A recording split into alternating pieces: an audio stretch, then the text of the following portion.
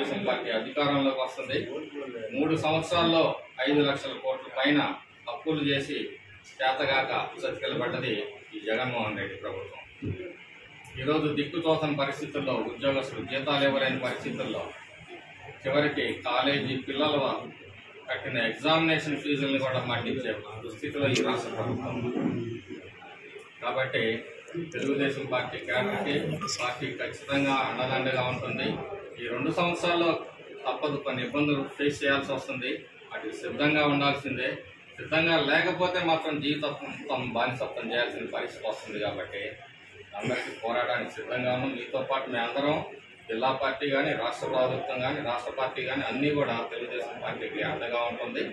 పోరాడదాం, తెలుగుదేశం పార్టీని నిలబెట్టుకుందాం, అధికారాన్ని తీసుకొని ఈ రాష్ట్రంలో మళ్ళీ ప్రజాస్వామ్యాన్ని పునరుద్ధరిద్దాం.